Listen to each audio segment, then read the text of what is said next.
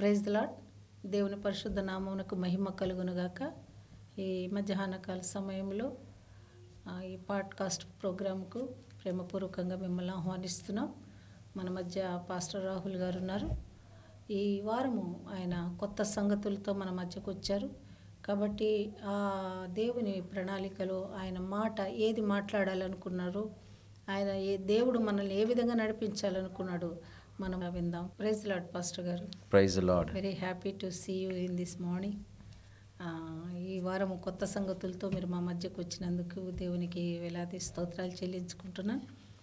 Last week what ఈ spirit అనేది మీరు మాతో చర్చించారు. ఈ వారము మీరు మాతో ఏ కొత్త విషయాలు మాట్లాడాలనుకున్నారు? ఈ వారము మనము ఒక కొత్త విషయం గురించి మనం డిస్కస్ చేద్దాము. హౌ స్పిరిట్ డ్రైవ్స్ అస్ అన్నటువంటి థాట్ ప్రాసెస్ నుంచి చూసేటువంటి వీక్షకుల్ని అలాగే మనందరినీ కూడా దేవుడు తీసుకువెళ్ళాలని ఆశపడుతున్నాను. So how the spirit drives us అనేది చాలా ప్రాముఖ్యమైంది. ఈరోజు దేవుని హృదయాన్ని అర్థం చేసుకోవడం అనేది చాలా ప్రాముఖ్యత. సో మనమందరం కూడా దేవుని హృదయాన్ని అర్థం చేసుకొని ముందుకెళ్ళినప్పుడు దేవుడు అపారమైనటువంటి దీవెనలు, అపారమైనటువంటి నడిపింపు చేత మనం నడిపించబోతున్నాడని నా విశ్వాసము. లాస్ట్ వీక్ మనము వాట్ ఈ స్పిరిట్ గురించి చాలా లోతుగా డిస్కస్ చేసుకున్నాము. దానిలో నుంచి కొన్ని విషయాలను మరొకసారి జ్ఞాపకం చేయాలని ఆశపడుతున్నాను. మనము body, soul and spirit, how the spirit works and how the soul works and how the body works గురించి తెలుసుకున్నాం. సో ఈసారి మనము ఆ స్పిరిట్లోనే దగ్గర 3-4 కోణాలు మనకు ఉన్నాయి. కాన్షియస్నెస్ అని, తర్వాత మెడిటేషన్ అని, తర్వాత అండర్స్టాండింగ్ అని, మనకు చాలా అవేకెన్నెస్ దేవుడు మన హృదయాల్లో పెట్టాడు. సో వీటన్నిటిలో we are going to discuss about the understanding. మనము అర్థం చేసుకునుట అనేది చాలా ప్రాముఖ్యత. So how spirit drives us అనేది మనం ఎప్పుడైతే అర్థం చేసుకుంటామో we going to be a powerful, a dynamite in the Christian life. So అది చాలా ప్రాముఖ్యమైంది. ఇప్పుడు ఈ స్పిరిట్ మనల్ని నడిపించటానికి మనము చేయవలసిన పనులు ఏంటి?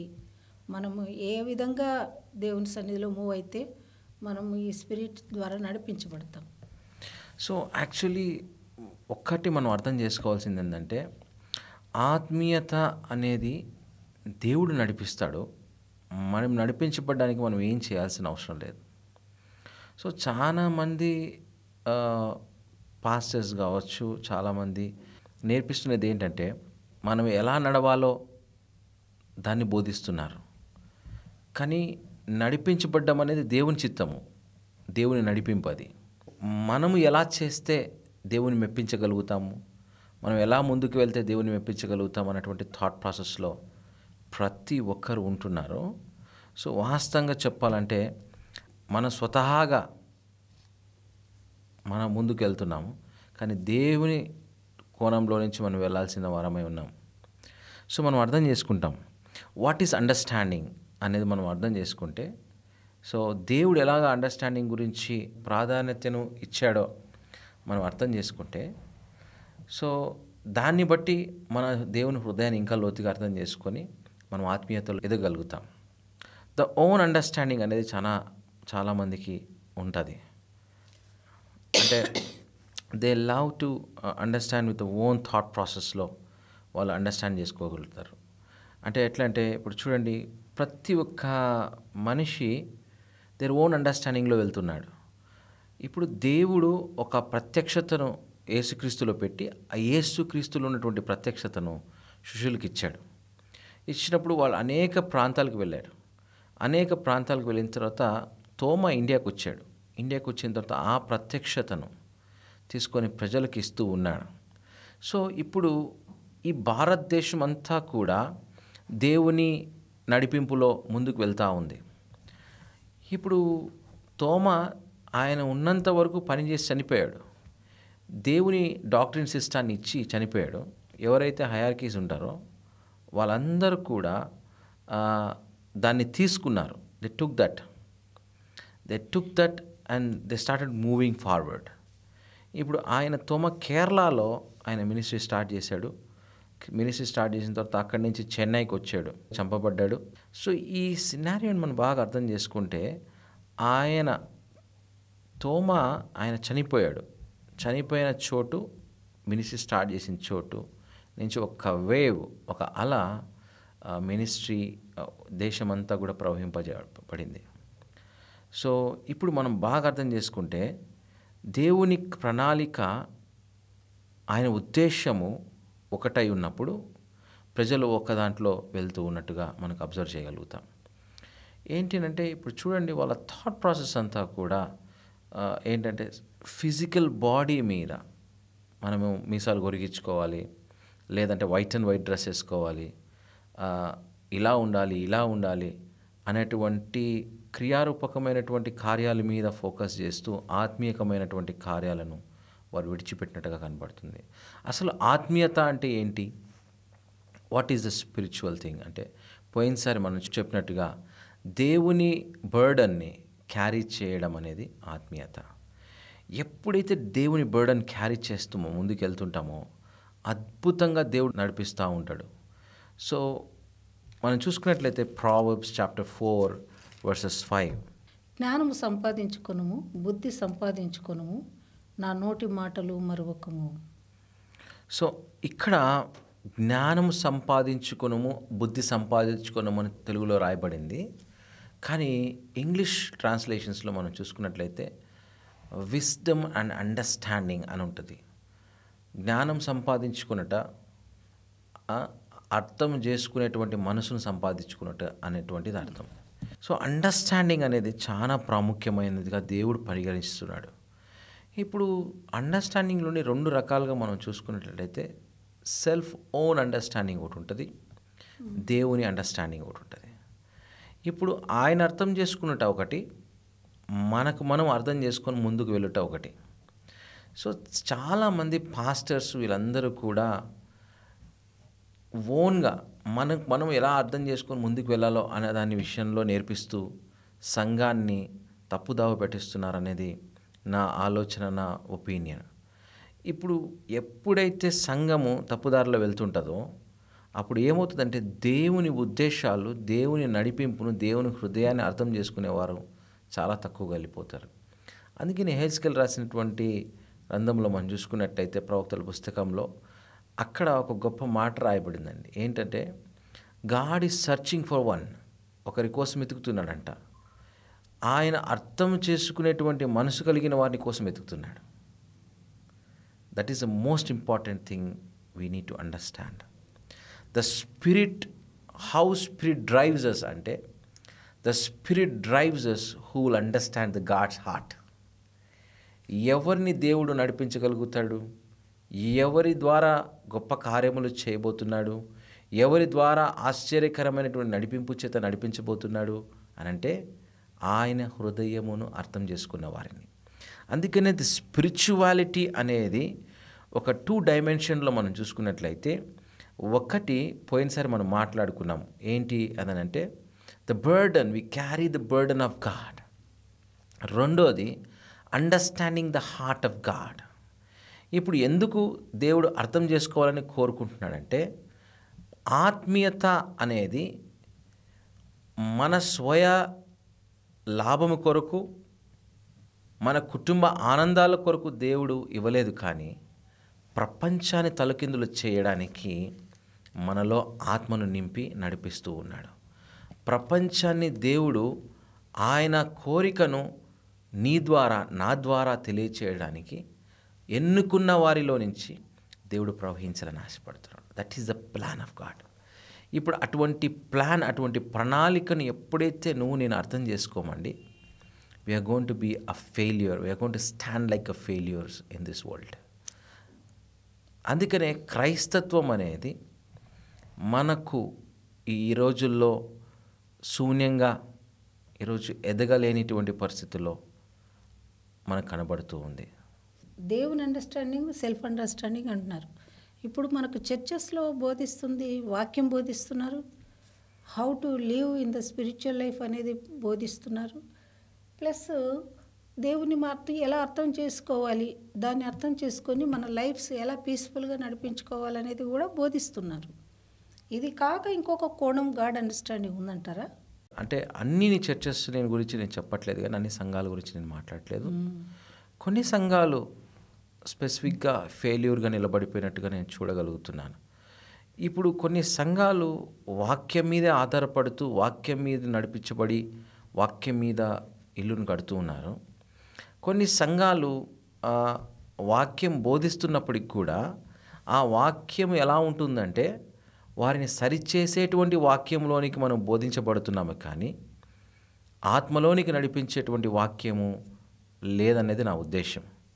ఎందుకు అనంటే, సరిచేయబడ్డము అనేది ఎలాంటిది అంటే వాళ్ళ డ్రెస్సింగ్, వారి నడవడికను, వారి తలంపులను, వారి యొక్క ప్రతి ఒక్క పరిస్థితిని సరిచేసేవాడు.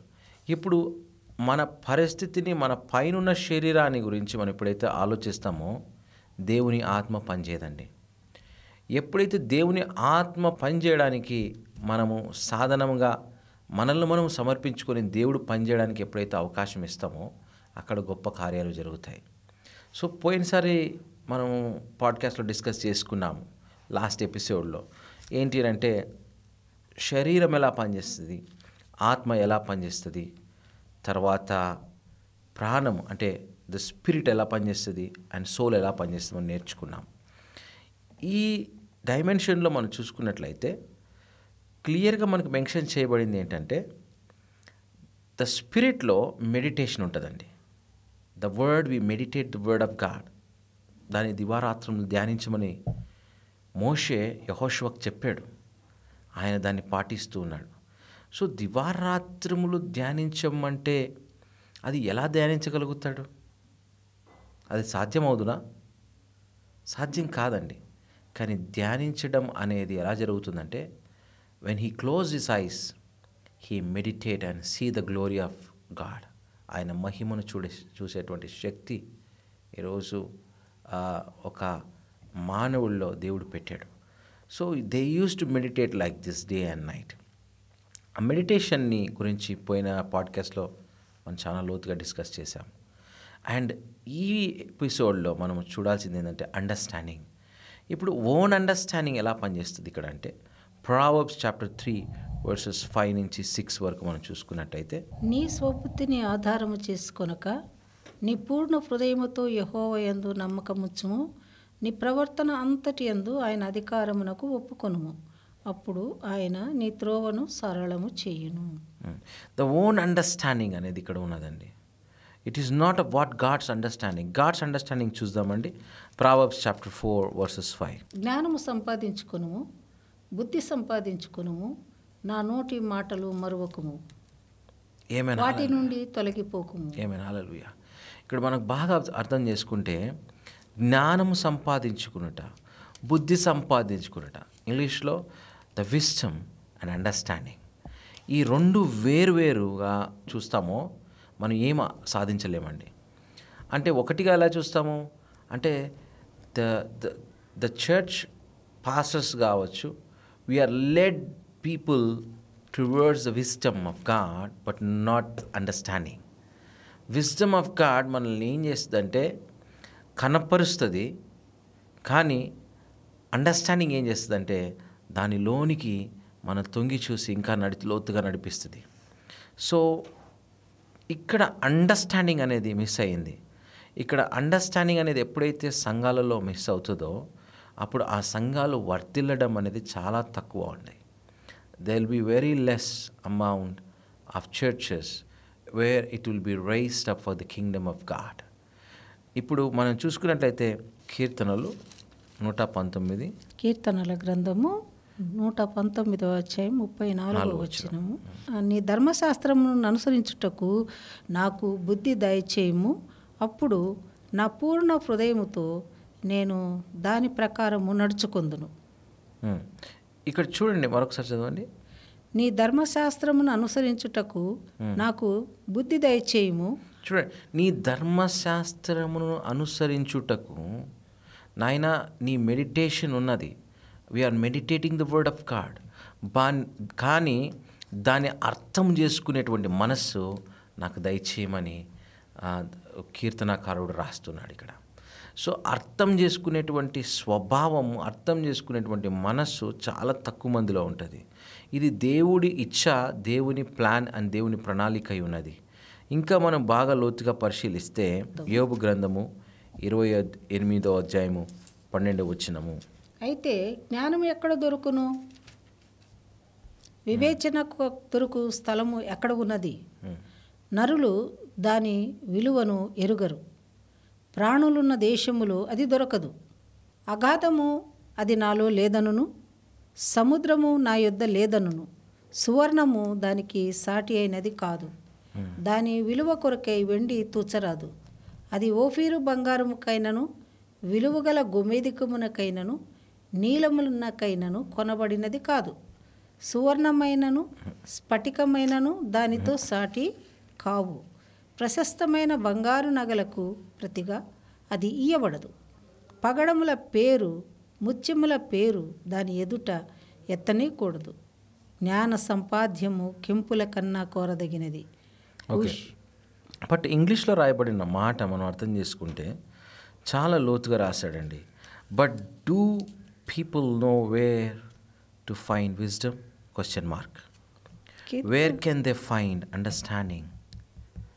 ఇప్పుడు ఆ మాటని ఎప్పుడైతే మనం అర్థం చేసుకుంటామో, ఇక్కడ యోబు ఆయన బాధలన్నింటిలోని, శ్రమలన్నింటిలోని, ఇబ్బందులన్నింటిలో నుంచి ఎక్కడి నుంచి మాకు జ్ఞానం దొరుకుతుంది, ఎక్కడి నుంచి మాకు అర్థం చేసుకునే మనస్వభావం దొరుకుతుంది అన్నటువంటి మాటను మనం చూడగలుగుతున్నాం. ఇంకా బాగా పరిశీలిస్తే కీర్తనకారుడు 49వ అధ్యాయము 3-4 వచనం వరకు మనం చూస్తే, నా నోరు జ్ఞాన విషయములను పలుకును, నా హృదయ ధ్యానము పూర్ణ వివేకము కూర్చినదై ఉండును. గూఢార్థము గలదానికి నేను చెవి ఎగ్గెదను, సితారా తీసుకొని నా మరుగు మాట బయలుపరచెదను. ఆమేన్, హల్లెలూయా. ఇక్కడ ఆయన ప్రార్థన is for understanding God's heart and move, not for the things to be happen. ఈరోజు మనకు, మన హృదయాలకు అర్థం చేసుకోవాల్సింది ఏంటంటే, దేవుని అర్థం చేసుకున్నట ఆత్మీయత. ఎందుకు అర్థం చేసుకోమని దేవుడు కోరుకుంటున్నాడంటే, మనము ఇతరులకు ఉపయోగపడడానికి, ఒక గొప్ప సాధనంగా వాడబడ్డానికి దేవుడు ఇష్టపడుతున్నాడు. ఆత్మీయత అనేది మనం పరలోకానికి వెళ్ళాలని, లేదా పరలోకంలో మనము చేరుకోవాలనేటువంటి థాట్ ప్రాసెస్లో మనం ఉంటున్నాం ఈరోజు. లేదా మన శారీరకమైనటువంటి కార్యములను బట్టి దేవుని ఉద్దేశాలను మనం తెలుసుకోవాలని అనుకుంటున్నాం, లేదా మన తలంపులను బట్టి మనం దేవుని తెలుసుకోవాలని ఆశపడుతున్నాం. కానీ ఇవన్నీ పక్కన పెడితే దేవుని తెలుసుకోవడం అనేది ఎందుకు దేవుడు కోరుకుంటున్నాడు? హౌ స్పిరిట్ డ్రైవ్స్ అస్ అనంటే, దేవుడు ఎందుకు కోరుకుంటున్నాడు అంటే, ఆయన ఇతరులకు మనల్ని ఆశీర్వాదకరంగా ఉంచడానికి, ఒక గొప్ప సాధనంగా, ఒక గొప్ప శక్తిగా ఉంచడానికి దేవుడు ఇష్టపడుతున్నాడు. That is the main plan of God. ఇప్పుడు ఆత్మీయత అనేది ఇతరులకు ఉపయోగపడకపోతే ఈరోజు మనము దేనికి మనం ప్రాకులాడుతున్నట్టుగా? ఇప్పుడు చూడండి, ప్రార్థన, మనం ప్రార్థన చేస్తున్నాం. What is prayer and why we are praying to? మన ప్రార్థనలన్నీ కూడా మన స్వతహాగా మనము దేవుని మెప్పించడానికి, లేదా మన ప్రార్థనల ద్వారా కొన్ని గంటలు ప్రార్థన చేశానన్నా, కొన్ని 5 గంటలు ప్రార్థన చేశాను, 6 గంటలు ప్రార్థన చేశాను అంటారు. కానీ ఆన్సర్ వచ్చిందా అని అంటే ఆన్సర్ లేదన్నా. ఎందుకు? What is happening here? ఇప్పుడు ఏలి ఆయన ప్రార్థన చేశాడండి. ఎంతసేపు ప్రార్థన చేశాడు? కర్మేలు పర్వతం మీద కొన్ని గంటలు ప్రార్థన చేశాడా? ఒక 2 నిమిషాలే ప్రార్థన చేశాడా? ఇప్పుడు కొన్ని గంటలు ప్రార్థన చేసిన వారు ఎవరు అని అంటే, బయలుదేవతకు పూజించేవారు కొన్ని గంటలు ప్రార్థన చేశారు, కానీ ఫలితం ఉందా అంటే ఫలితము లేదు. ఈరోజు వారు పడుకున్నారేమో, వాళ్ళ దేవుళ్ళు పడుకున్నారేమో, మీరు ప్రార్థన చేస్తున్నా కూడా వారు ఆలకించడం లేదు కనుక ఇంకా సమయం తీసుకురండి, ఇంకా ప్రార్థన చేయండి, పిలవండి అని చెప్పి ఎగతాళిగా ఏలియా మాట్లాడుతున్నాడు ఇక్కడ. అదే ఎగతాళి మనకెందుకు తీసుకోకూడదు? మనం ఎందుకు కొన్ని గంటలు ప్రార్థన చేస్తున్నా కూడా ఫలితం లేకుండా పోతుంది అని అంటే, ఈరోజు హృదయమును ఎరగని వారు, ఆయన హృదయం అర్థం చేసుకుని వారు మీరు ఎంత ప్రార్థన చేసినా కూడా అది వ్యర్థముగా కనబడుతుంది. అయితే ఇప్పుడు ప్రార్థన అనేది మన శరీరాన్ని కంట్రోల్ చేస్తుందని కొంతమంది దైవజనులు అంటారు. ఉపవాస ప్రార్థన కావచ్చు. దైవజనులు చెప్తున్న నవేడేస్ ఎక్స్ప్లెనేషను, ప్రార్థన మన శరీరాన్ని కంట్రోల్ చేస్తుంది. ప్రార్థన అనేది దేవుని వైపుకు మన ధ్యానాన్ని తీసుకుని వెళుతుంది. ఇది తప్పు అంటారా? సో ఇప్పుడు చూడండి, ఒక చిన్న ఎగ్జాంపుల్ మీకు చెప్పాలని ఆశపడుతున్నాను.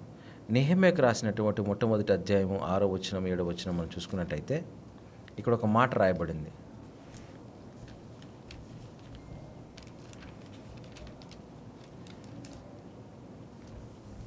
ఏమంటారు? నెహెమ్యా గ్రంథం. నువ్వు మరి చదువుదాన్ని, నెహెమ్యా అని చెప్పి నీట్గా. నెహెమ్యా గ్రంథము 1వ అధ్యాయము 6వ వచనము. నిబంధనను స్థిరపరచువాడా, నీ చెవి ఎగ్గి నీ నేత్రములు తెరచి నీ సన్నిధిని దివారాత్రులు నీ దాసులైన ఇశ్రాయేలుల పక్షముగా నేను చేయు ప్రార్థన అంగీకరించుము. నీకు విరోధముగా పాపము చేసిన ఇశ్రాయేలు కుమారుల దోషమును నేను ఒప్పుకొనుచున్నాను. నేను నా తండ్రి ఇంటి వారును పాపము చేసి ఉన్నాము. నీ ఎదుట బహు అసహ్యముగా ప్రవర్తించితిమి. నీ సేవకుడైన మోషే చేత నీవు నిర్ణయించిన ఆజ్ఞలనైనను కట్టడలనైనను విధులనైనను మేము గైకొనకపోతిమి. నీ సేవకుడైన మోషేతో నీవు సెలవిచ్చిన మాటను జ్ఞాపకమునకు తెచ్చుకొనుము. ఆమేన్. ఇక్కడ చూడండి, బాగా అర్థం చేసుకుంటే ఇక్కడ నెహెమ్యా ప్రార్థన చేస్తున్నాడు.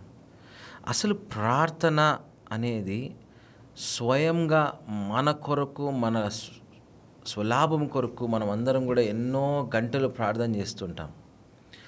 అసలు ప్రార్థన గురించి ఇంకా కొన్ని మాటలు మనము లోతుగా పరిశీలిస్తే, కొంతమంది చెప్తున్నదంటే మీరు ప్రార్థించండి, ఏది అడిగినా కూడా దేవుడు ఇస్తాడు అన్నటువంటి మాట. అసలు అక్కడ కింద భాగంలో పైన భాగంలో ఆ సువార్తలలో మనకు ఒక మాట రాయబడింది. ఏంటంటే తెలుసా? The prayer is not for self and prayer is for the Holy Spirit. పరిశుద్ధాత్మ కొరకు ప్రార్థన చేయమని. అంటే మీకు ఇస్తానంటుండేది ఏంటి? ఆ కార్లు బంగ్లాలు కాదు, బట్ ఆయన ఇస్తానంటుండేది పరిశుద్ధాత్మ దేవుణ్ణి. ఇప్పుడు పరిశుద్ధాత్మ దేవుడు మనలోనికి వచ్చి ఏం చేయబోతున్నాడు? దేవుని అండర్స్టాండింగ్ని, మన అండర్స్టాండింగ్ని పక్కన పెట్టి దేవుని అండర్స్టాండింగ్ ద్వారా ఆయన ఐక్యపరిచి మనల్ని నడిపించబోతున్నాడు. ఇక్కడ మనం ఇంకా బాగా పరిశీలిస్తే ఏం జరుగుతుంది? నెహెమ్యా ప్రార్థన చేస్తున్నాడు. దేనికి ప్రార్థన చేస్తున్నాడు? ఆయన స్వలాభం కొరకు ప్రార్థన చేయట్లేదు, కానీ రాజు హృదయాన్ని మార్చడానికి ప్రార్థన చేస్తున్నాడు. The prayer is to change the God's heart, not for your benefit. God's heart, ఆయన హృదయమును అర్థం చేసుకోవాలని.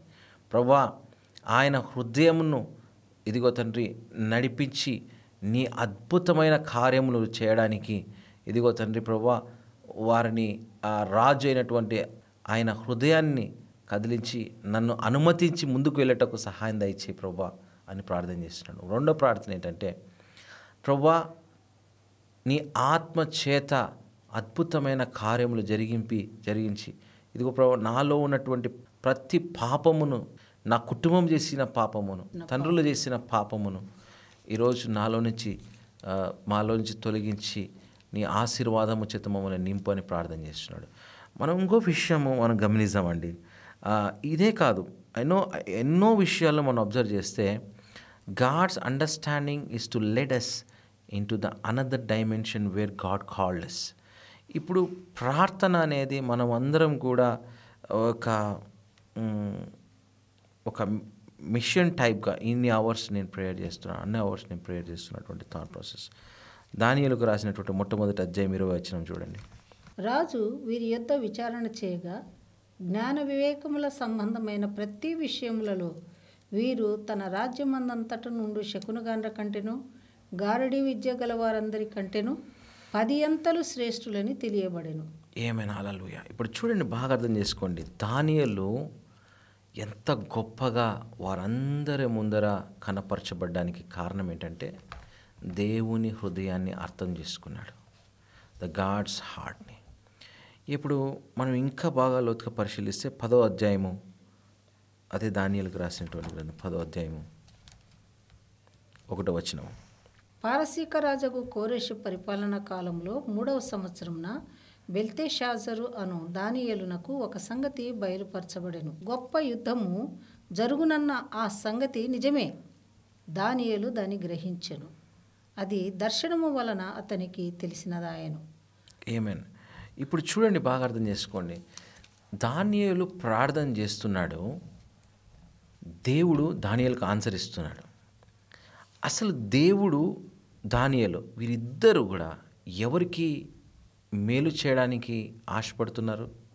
ఒక అన్య రాజుకు మేలు చేయడానికి ఆశపడుతున్నారు. ఈ మాటను మనం అర్థం చేసుకుంటే దేవుడు అద్భుతంగా మన జీవితాల్లో కార్యములు చేయబోతున్నాడు అనేది మనం అర్థం చేసుకోవాలి. మన సంఘాలన్నీ కూడా ఆత్మీయత అంటే నేను, నా సంఘము, నా కుటుంబము అనేటువంటి పరిస్థితిలోనికి వచ్చేసింది. కానీ దేవుని దృష్టిలో ఆత్మీయత అంటే నేను, నా సంఘము, నా చుట్టుపక్కల ఉన్నటువంటి జనాంగము అని.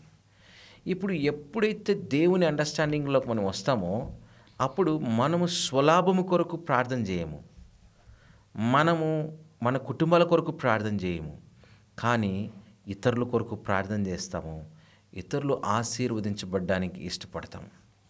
సో నెహెమ్యా అదే చేశాడు, దానియేలు అదే చేశాడు. ఇంకా మనం లోతుగా పరిశీలిస్తే యెషయా గ్రంథము 11వ అధ్యాయము 2వ వచనము. యెహోవా ఆత్మ జ్ఞాన వివేకములకు ఆధారమగు ఆత్మ, ఆలోచన బలములకు ఆధారమగు ఆత్మ, తెలివిని యెహోవా యెడల భయభక్తులు పుట్టించు ఆత్మ అతని మీద నిలుచును. ఏమైనా హల్లెలూయా. ఇక్కడ చూడండి, 2 విషయాలను ఇక్కడ కాంట్రడిక్ట్ అవుతుంది.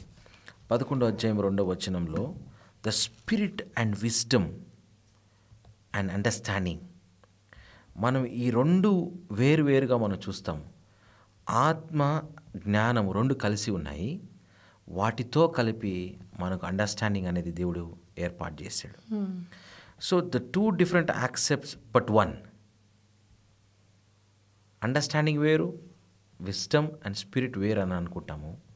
కానీ ఆత్మలో ఉన్నవారు జ్ఞానం పొందుకోవాలి, అండర్స్టాండింగ్లో మనం పనిచేయడానికి ముందుకు వెళ్ళాలి.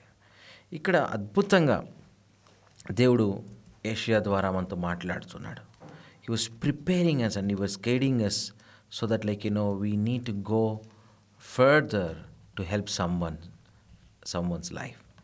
ఈరోజు మన జీవిత ప్రయాణం అంతట్లో కూడా మనం అర్థం చేసుకుంటే ఆత్మీయత అనేది మన వరకే, మన కుటుంబం వరకే, మన సంఘం వరకే కాదు, కానీ ప్రపంచాన్ని తలకిందులు చేయడానికి మనల్ని ఆత్మచేత నింపి దేవుడు నడిపించుకోబోతున్నాడు. అంటే ఇతరుల కోసం ప్రార్థన చేయటం మూలన మనము ఆ దేవుని ఆత్మను అర్థం చేసుకోగలమా? సో ఒకటి, ఇతరుల కోసము ప్రార్థన చేస్తున్నాం, కానీ మనము ఆ ప్రార్థనా స్థలం వరకే అది పరిమితం అవుతూ, ఆ ప్రార్థనా స్థలం నుంచి ఎప్పుడైతే మనం బయటికి వస్తున్నామో ఇతరుల కొరకు పని చేయకుండా ఉన్నాం. ఓకే. సో ఇప్పుడు బాగా అర్థం చేసుకోండి. ఒక చిన్న ఉదాహరణ మీకు చెప్పాలని ఆశపడుతున్నాను. ఎర్ర సముద్రం ముందర ఉంది, 2 పాయలుగా చీల్చబడాలి, అది గొప్ప కార్యం జరిగించబడాలి. కానీ ఇక్కడ ఏం జరుగుతుంది? మోషే దేవుని దగ్గరికి వెళ్ళి ప్రార్థన చేస్తున్నాడు, అయ్యా మాకు సహాయం చేయనైనా, నీ అద్భుతమైనటువంటి కార్యములు కనపరచు, నీ ఆశ్చర్యకరమైన నడిపింపు చేత మమ్మల్ని రక్షించు అని ప్రార్థన చేస్తుంటే దేవుడు మోషేని కోపగించుకుంటున్నట్టుగా మనకు కనపరచబడతా ఉంది. ఎలాగా అంటే దేవుడు అంటున్నాడు, నువ్వు నా దగ్గరికి ఎందుకు వస్తున్నావు, నీ చేతిలో ఏముంచాను అంటున్నాడు. అంటే మోషే చేతిలో ఏదో ఉన్నది, దాని ద్వారా దేవుడు అద్భుత కార్యాలు చేసుకుంటూ వెళ్ళడానికి దేవుడు ఇష్టపడుతున్నాడు. ఎప్పుడైతే దేవుని హృదయాన్ని మనం అర్థం చేసుకుంటామండి, no need of praying for hours together and we will be led by the spirit towards the goal where God has kept in our lives. దేవుడు ప్రణాళిక ఏంటో మనం అర్థం చేసుకుంటాము. ఆ ప్రణాళికను నెరవేర్చడానికి ముందుకు వెళ్తాము. ఆశ్చర్యకరంగా దేవుడు నడిపించబోతున్నాడు. ఇంకా బాగా పరిశీలిస్తే యెషయా గ్రంథము 44వ అధ్యాయము 3వ వచనం నుంచి మనం చదువుకుందాం. నేను దప్పికొనిన వాని మీద నీళ్లను, ఎండిన భూమి మీద జలప్రవాహములను కుమ్మరించెదను. నీ సంతతి మీద నా ఆత్మను కుమ్మరించెదను. నీకు పుట్టిన వారిని నేను ఆశీర్వదించెదను. ఆమేన్, హల్లెలూయా. నీటి కాలువల యొద్ద నాటబడిన నివరించి చెట్టు గడ్డిలో ఎదుగునట్లు వారు ఎదుగుదురు. ఆమేన్, హల్లెలూయా. ఇప్పుడు చూడండి, దేవుడు ఎంత గొప్ప మాటలు రాయించాడు ఇక్కడంటే, ఆయన చూజన్ వన్, ఎన్నుకున్న వారి గురించి ఇక్కడ మాట్లాడుతున్నాడు. ఎవరు ఆ ఎన్నుకున్నవారు అనంటే, దేవుని జనాంగం ఇజ్రాయేలును దేవుడు ఎన్నుకున్నాడు. ఆ జనాంగం గురించి మాట్లాడుతున్నాడు. I will pour out water to quench your thirst. మీ దప్పికను తీర్చువాడని నేను, మిమ్మల్ని నడిపించేవాడని నేను అని అంటున్నాడు.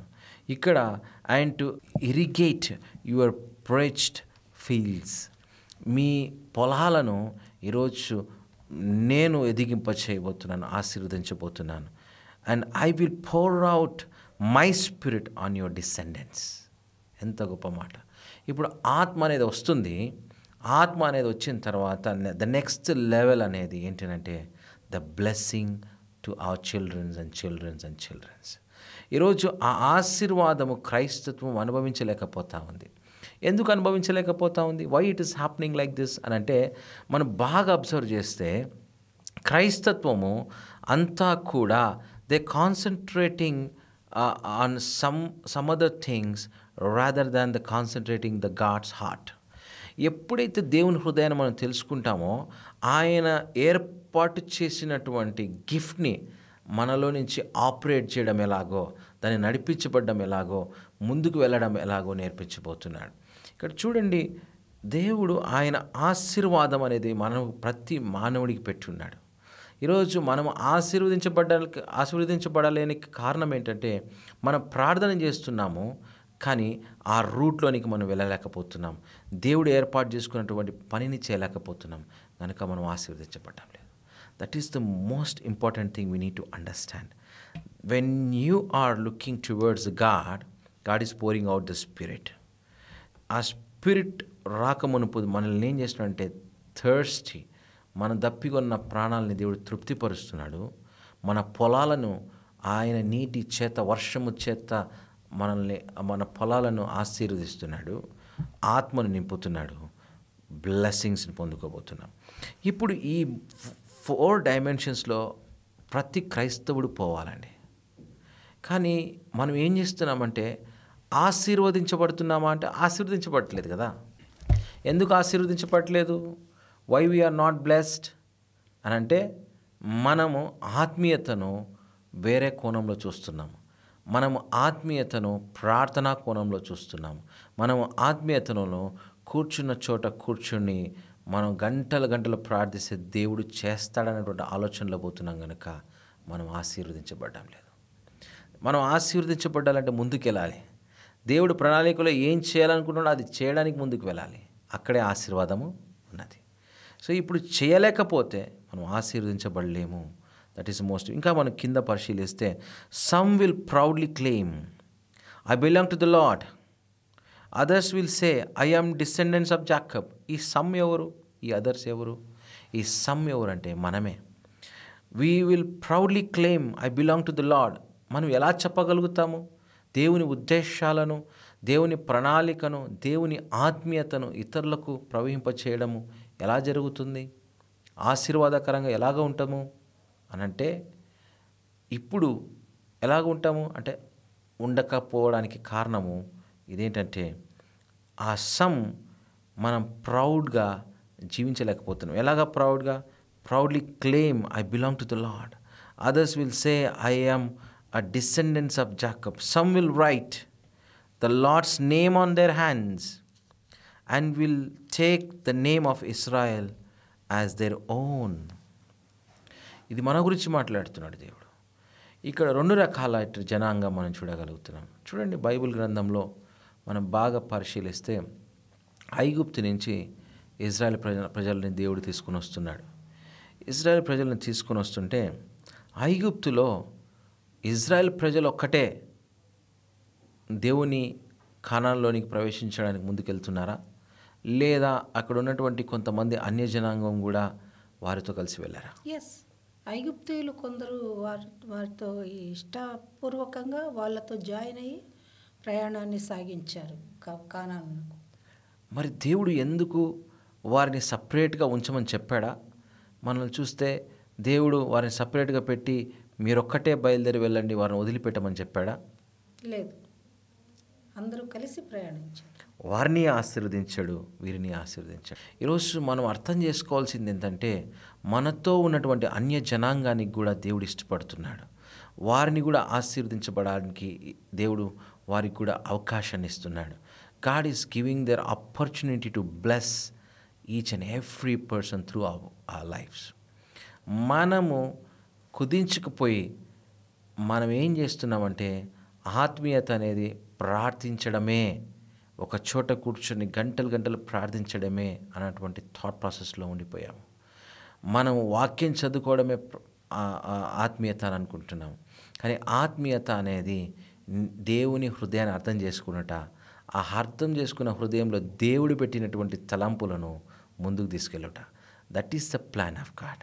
ఇప్పుడు చూడండి, ఇంకా బాగా అర్థం చేసుకుంటే, గిబియోనీయులు దగ్గర ప్రాంతంలో ఉంటారు, కానీ ఈ గిబియోనీయులు దూర ప్రాంతం నుంచి వచ్చినట్టుగా ఇజ్రాయెల్ దేశంలోనికి ప్రవేశిస్తారు. ప్రవేశించిన తర్వాత యెహోషువ వారితో నిబంధన చేస్తాడు. ఆ నిబంధన ప్రకారంగా వారిని ఒక పర్మిషన్ ఇచ్చి దేశంలో పెట్టుకుంటారు. పెట్టుకున్న తర్వాత కొన్ని రోజులైన తర్వాత వాళ్ళు దగ్గర ప్రాంతం నుంచి వచ్చిన వారు కపటము చేత వారు ముందుకు వచ్చారు అన్నటువంటి తలంపుల చేత యెహోషువ వారిని పిలిపిస్తాడు. పిలిపించి మాట్లాడతాడు, అయ్యా మీరు చేసింది ఇది తప్పు అని చెప్పి గద్దిస్తారు వాళ్ళని. గద్దించిన తర్వాత వాళ్ళకి పనిష్మెంట్ ఇస్తాడు యెహోషువ. అసలు ఏ పనిష్మెంట్ ఇచ్చాడు అంటే, ఇప్పుడు యెహోషువ రాసిన గ్రంథము 9వ అధ్యాయం 27వ వచనంలో మనం చూసుకున్నట్టయితే చదవండి. అయితే సమాజము కొరకును యెహోవా ఏర్పరచుకుని చోటు నుండి బలిపీఠము కొరకును కట్టెలు నరుకువారుగాను నీళ్లు చేదువారుగాను యెహోషువ ఆ దినమందే వారిని నియమించెను. ఆమేన్, హల్లెలూయా. ఇప్పుడు చూడండి, యెహోషువ మనసు దేవుని మనసుగా మారిపోయింది, దేవుని అండర్స్టాండింగ్గా మారిపోయింది. ఇక్కడ మనం ఎప్పుడైతే దేవుని అండర్స్టాండింగ్గా మారిపోతామో మనము లయపరిచే వారిగా ఉండం, కానీ ఆశీర్వదించే వారిగా ఉంటాం. ఇప్పుడు వారు చేసిన తప్పుకు వారిని లయపరచాలి, కానీ యెహోషువ ఏం చేస్తున్నాడంటే వారి మనస్సును అర్థం చేసుకున్నాడు, దేవుని మనసును అర్థం చేసుకొని వారిని ఎక్కడ పెట్టాడంటే స్థానము కట్టెలు నరుకువారుగాను నీళ్లు చేది దేవుని మందిరం గడిగేవారిగాను వారిని ఏర్పాటు చేసుకున్నాడు. ఈరోజు మనము మన తలంపులన్నీ కూడా మన చుట్టుపక్కల ఉన్నటువంటి ప్రతి జనాంగానికి ఉపయోగపడే వారిమిగా, ఆశీర్వదించే వారిమిగా, మన ఆత్మీయత అనేది మన కొరకు మన కుటుంబాల వరకే ఆగిపోక ప్రపంచాన్ని తలకిందులు చేసి ఒక గొప్ప శక్తి నీలో ఉన్నది, ఆ నీలో ఉన్న శక్తిని ఇతరులకు పరిచయం చేయడానికి దేవుడు ఆత్మీయతలో మనం లెడ్ చేస్తూ నడిపిస్తూ ఉన్నాడు. సో ఆ నడిపింపును అర్థం చేసుకున్న వారు కొద్ది మంది మాత్రమే, కొన్ని సంఘాలు మాత్రమే కనుక దేవుని ఆశీర్వాదాన్ని పొందుకుంటున్నాయి, ముందుకు వెళ్తూ ఉన్నాయి. మిగతా సంఘాలన్నీ కూడా ఎప్పుడైతే ఆశీర్వాదాన్ని పొందుకోవట్లేదో అప్పుడు ఏం చేస్తున్నారంటే, మనం పరలోకంలో అనుభవించాలి, ఇహలోకము సంబంధంలో మనకి ఏమీ సంబంధం లేదు. ఒక చిన్న క్వశ్చన్ అండి, ఇప్పుడు పరలోక సంబంధంలో మనం అనుభవించడానికి మనం వచ్చిందే పరలోకం నుంచి వచ్చాం. దేవుడు తల్లి గర్భంలో నియమించక మునిపే మనం ఎరిగి ఉన్నాడు, మనల్ని నడిపించాడు, మనల్ని పుట్టించేలాగా చేశాడు. ఈరోజు పుట్టించినటువంటి మనము ఆశీర్వాదకరంగా ఈ భూమి మీద ఉండడానికి దేవుడు ఇష్టపడుతున్నాడు. ఈ భూమి మీద ఒక మహిమను కనపరిచేవారిగా చూడండి. యోసేపు ఆయన ఈరోజు ఐగుప్తులో పనిచేస్తున్నప్పుడు ఆ ఐగుప్తులో దేవుడు ఆశ్చర్యకరంగా యోసేపుని వాడుకుంటూ ఇజ్రాయేల్ ప్రజలందరికీ ఆహారాన్ని సిద్ధపరిచాడు. దేవుడు యోసేపు ద్వారా వారి తండ్రికి ఆహారం సిద్ధపరిచాడు, వాళ్ళ అన్నదమ్ములందరికీ ఆహారం సిద్ధపరిచాడు. అందుకే యోసేపు ఏం మాట్లాడతాడు తెలుసా?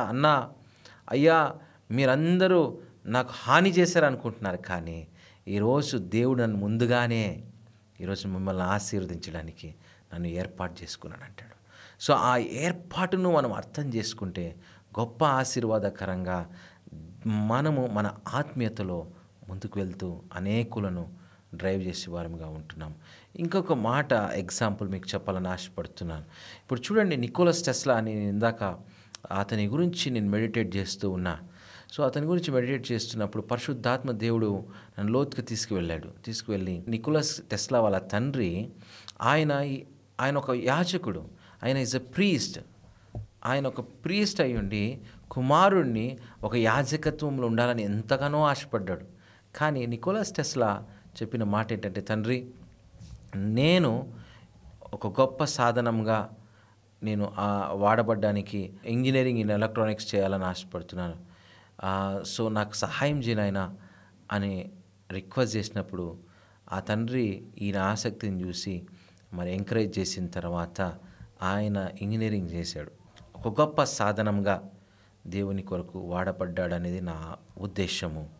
ఎందుకని అంటున్నానంటే, చూడండి, నికోలస్ టెస్లా ఆయన ఇన్నోవేషన్స్లో అనేక అద్భుతమైనటువంటి ఇన్నోవేషన్స్ చేశాడు. ఆయన అద్భుతంగా నడిపించబడ్డాడు. ఈరోజు మరి దేవుని పరిచర్య చేయడానికి ఎన్నుకున్న పర్సన్ ఈరోజు సాధారణమైన వ్యక్తిగా మనం అందరం కూడా దేవుని ఉద్దేశాలను నెరవేర్చేవాడిగా లేడు అనేటువంటి మాట మనం మాట్లాడతాం. కానీ ఎందుకు మాట్లాడతాము? మనము దేవుని హృదయాన్ని అర్థం చేసుకునే వారంగా లేం గనుక.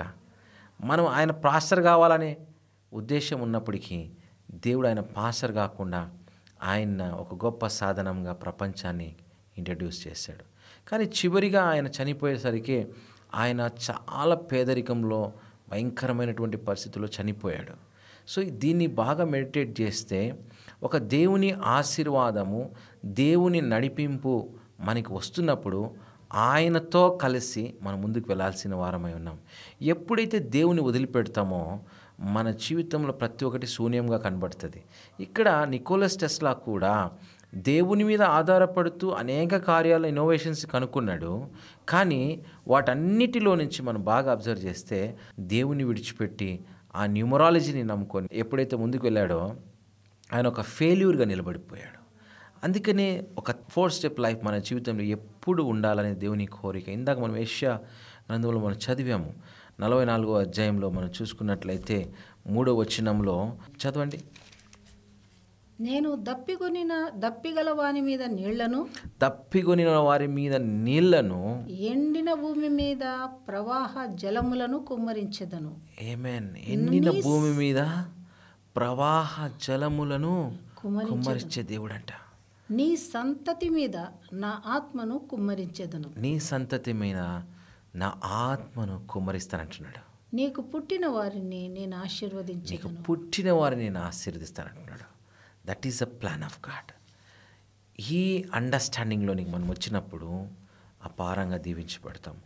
ఇప్పుడు మన పిల్లలు ఆశీర్వదించబడకపోవడానికి కారణము, మన తరం ఆశీర్వదించబడకపోవడానికి కారణము, అది ఫిజికల్గా, స్పిరిచువల్గా ప్రతి ఒక్క డైమెన్షన్లో నుంచి మనం ఆశీర్వదించబడాలి.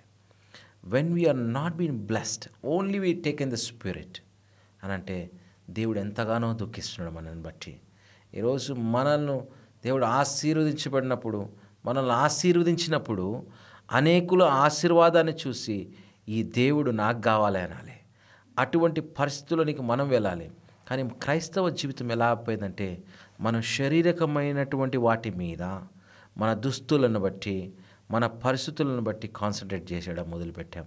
వైట్ అండ్ వైట్ వేసుకోవాలి, లేదా మనం ఇలా ఉండాలి, మనం అలా ఉండాలి అన్నటువంటి నియమాల చేత మన సంఘాలను నడిపిస్తూ మనము ఫారిసీస్ అండ్ సదసీస్ లాగా మన జీవితాల్లో, మన కుటుంబాలను నడిపించుకుంటున్నాం, మన సంఘాలను నడిపించుకుంటున్నాం. కానీ దేవుని ఉద్దేశము మన సంఘాలను ఆశీర్వాదకరంగా చేయడానికి, మనలో ఉన్నది వెలికి తీసి ఆయన ఒక గొప్ప సాధనంగా he want to let the spirit in to the different dimension to Sheikh the world. చాలా సంతోషం పాస్టర్ గారు. ఈ ఉదయకాల సమయంలో చాలా గొప్ప సంగతులు మాట్లాడారు. నిజముగా దేవుడు ఏర్పరచబడిన వారిని ఆయన ఆశీర్వదించే దేవుడు. ఆయన ఆత్మతో నింపే దేవుడు, ప్లస్ ఆయన మనకు సమృద్ధి అయిన జీవజలం ఇచ్చి మనల్ని నడిపించే దేవుడు. కానీ మనిషి దేవుని వెతుకులాటలో మార్గం తప్పిపోయి రకరకాల ఇహలోక సంబంధమైన పద్ధతులు, క్రమాలకు అడాప్ట్ అయిపోయి దేవుని హృదయ స్పందనను గ్రహించలేని పరిస్థితిలో ఉన్నారనేది మీరు చెప్పిన విషయాలు చాలా గొప్ప విషయాలు. ఈ వాక్యము ద్వారా మేము చూస్తున్న ప్రతి వ్యూయర్స్ కూడా ఆశీర్వదించబడాలని కోరుకుంటున్నాం. దేవుడు మిమ్మల్ని దీవించును గాక. Thank you. Amen. Thank you so much. Thank you so much. God bless you all.